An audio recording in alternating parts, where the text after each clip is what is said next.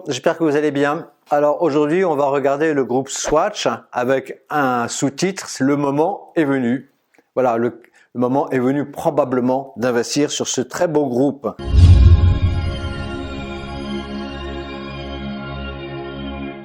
Swatch Group, il est divisé en deux parties. Il y a une partie luxe et une partie mass market. Alors le mass market, les gens négligent un peu, mais quand j'étais jeune analyste financier et investisseur, eh bien, on disait à cette époque, la phrase importante pour l'investisseur, c'était "If you sell to the classes, you eat with the masses, and if you sell to the masses, you eat with the classes."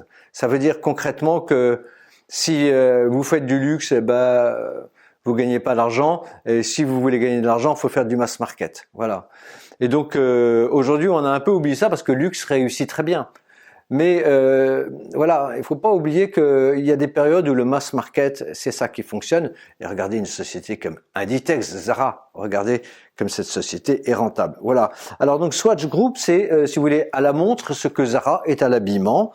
Et donc c'est ce qui a fait leur succès. Et donc on vous a mis ici un exemple de montre Swatch classique. Mais ce qu'il faut que vous notiez, si vous voulez, c'est que Swatch s'est développé récemment dans une gamme qui réussit très bien, qui est la gamme Irony, Big Bold Irony, c'est-à-dire concrètement, c'est une combinaison ingénieuse de biocéramique et d'acier inoxydable, ce qui fait que ça donne beaucoup plus de valeur à la montre de tous les jours. Voilà, ça la rend beaucoup plus attractive.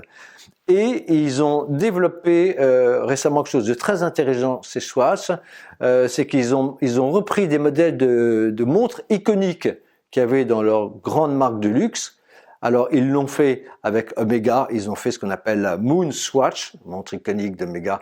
Ils l'ont fait avec Swatch.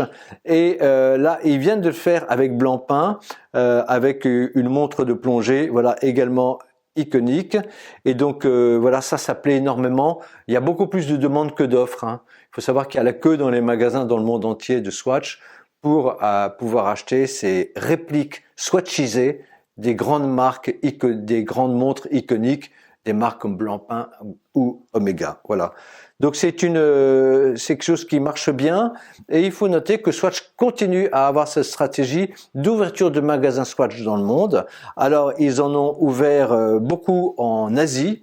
Ils en ont ouvert à Nankin, par exemple, et puis ils en ont ouvert également à Kyoto, et puis également en Inde, ils ont ouvert à Mumbai, New Delhi, Bangalore. Voilà. Et ils ont continué également à en ouvrir en Europe, notamment en Hollande. Donc voilà, ça c'est un mouvement de fond qu'il faut suivre. Swatch ouvre ses propres magasins pour vendre ses propres produits. Alors, à côté du mass market, où ils sont vraiment leaders, il y a le luxe, où ils sont leaders non pas sur une marque, mais sur la globalité des marques. Et donc, le luxe, la marque la plus iconique, c'est Omega, voilà, qui est, on peut dire, le concurrent de Rolex.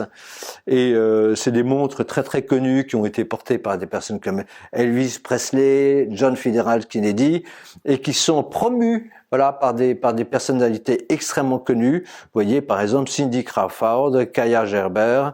Voilà, ce sont des personnes qui font la promotion de la marque Omega. Alors, le luxe chez Omega, ça va de c'est pas que le luxe, c'est aussi l'exclusif. Alors, l'exclusif, si vous voulez, on peut dire c'est deux marques. Dans la montre, c'est Breguet. Voilà, c'est une marque extrêmement connue, recherchée, exclusive. Voilà, on vous a mis une montre pour femmes, une montre pour hommes.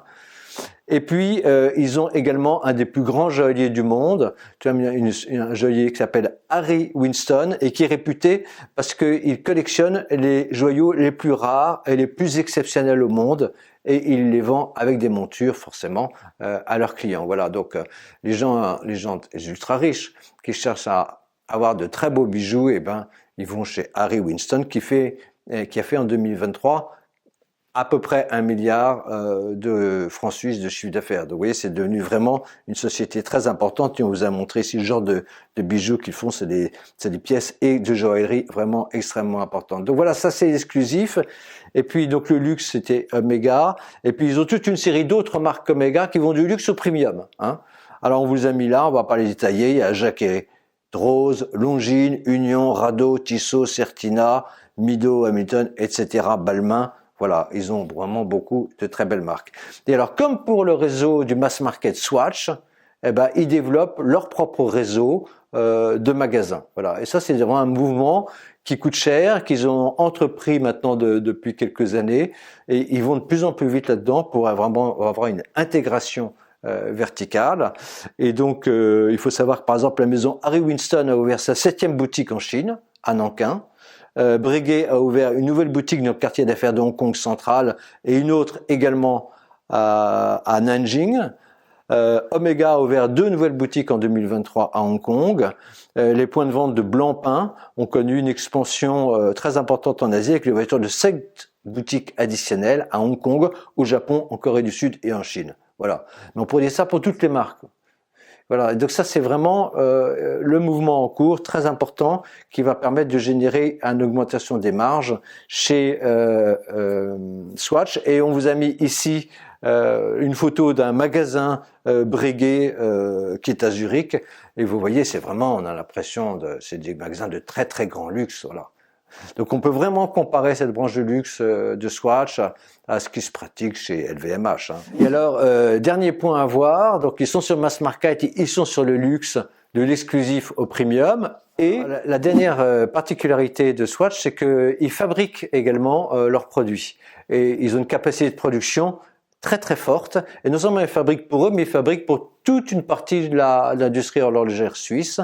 Et notamment à travers sa société ETA, Manufacture Horlogère Suisse. Vous voyez, ils font ce qu'on appelle les mécanismes, vous savez, qui sont les montres qui se remontent pas, voilà. Ils ont également des fabrications de tout ce qui est les bracelets. Là, c'est une société qui s'appelle Lascor, qui fabrique également pour toutes les marques de Swatch, mais également pour d'autres marques horlogères suisses. Ils fabriquent les bracelets.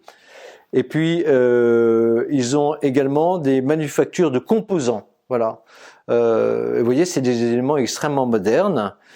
Et ce qu'ils ont fait pour cette société qui s'appelle Microtechnique et qui fabrique des composants électroniques, eh bien, ils ont rassemblé toutes les usines en une seule. Donc, en plus, ils font des progrès de productivité.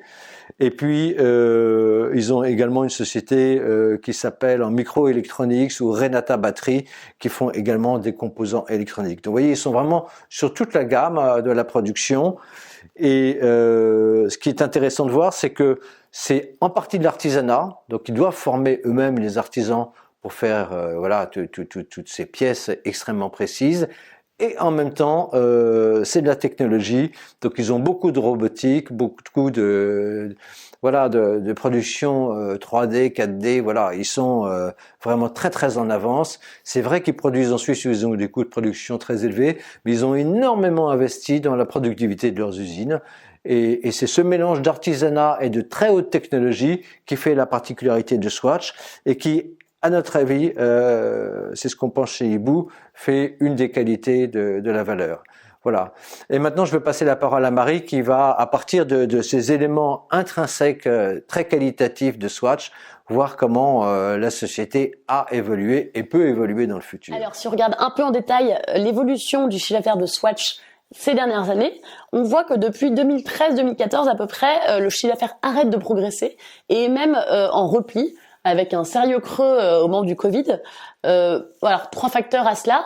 Le ralentissement en Chine, le Covid bien sûr, mais aussi la hausse du franc suisse qui vient impacter donc cette société qui est très mondialisée et donc il y a beaucoup de ventes qui se font hors franc suisse, qu'elle va donc convertir ensuite en franc suisse dans ses comptes. Si on regarde le bénéfice par action courant, la baisse est encore plus accentuée, probablement parce que, comme Guillaume le mentionnait, les capacités de production du groupe sont en francs suisses. Elles sont concentrées en Suisse, elles sont donc en monnaie suisse. Et donc la hausse du franc a eu un impact très fort non seulement sur les ventes, mais aussi sur les bénéfices, puisqu'on fabrique en francs et on vend dans une autre devise, le Hong Kong dollar par exemple, avec donc cet effet de change négatif au niveau des bénéfices. On a vu que Swatch était toujours resté bénéficiaire en dehors de l'année Covid, mais on voit aussi que quand on regarde le bilan que c'est très solide, alors même que la société a beaucoup investi. Si on regarde la première flèche rouge qu'on vous a mis, on voit donc la dette financière non courante du groupe. Eh bien, il y en a pas, voilà, donc bilan très solide. Et quand on regarde l'autre flèche rouge, donc les capitaux propres, eh ben on voit qu'ils représentent plus de 85% du bilan. Et ça, c'est très très solide et c'est aussi assez rare pour une société. Au niveau de l'actif, on voit que l'actif courant représente un peu moins de 75% du bilan. Donc on a des stocks à hauteur de 51%. Alors les stocks de Swatch, qu'est-ce que c'est? Ce sont des montres, de l'or, des bijoux. Donc beaucoup de valeur, et en plus ça prend de la valeur, on voit les cours de l'or notamment en ce moment. Et il y a également du cash et des placements financiers qui représentent ensemble près de 15% du bilan. Donc si on additionne ces 51% avec les 15%, on arrive donc à plus de 9 milliards en valeur, alors que la capitalisation de Swatch est aujourd'hui de 9,8 milliards. Donc, si on soustrait en fait ces actifs qui sont cessibles pour 9 milliards, eh bien, on se retrouve avec une valeur du groupe qui est inférieure à 1 milliard de francs, donc très faible, compte tenu de la valeur réelle de Swatch. Si on regarde maintenant en termes de valorisation où on se situe, on voit qu'on est entre -1 et -2 écart type par rapport à la rate de régression, donc on est vraiment à un niveau d'achat a priori.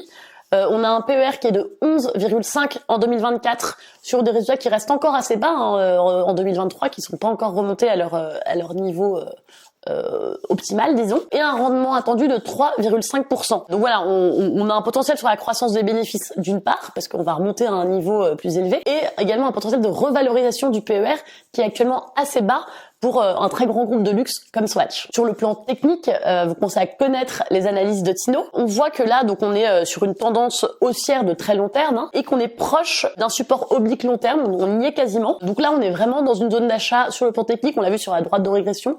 Et également en fondamental, on pense qu'il y a une revalorisation potentielle. Donc voilà, ces trois outils se conjuguent pour se dire que sur Swatch, on est sans doute à un bon momentum pour une société qui, rappelons-le, a un très beau positionnement concurrentiel avec une de très forte marque, un bilan très solide, on l'a vu.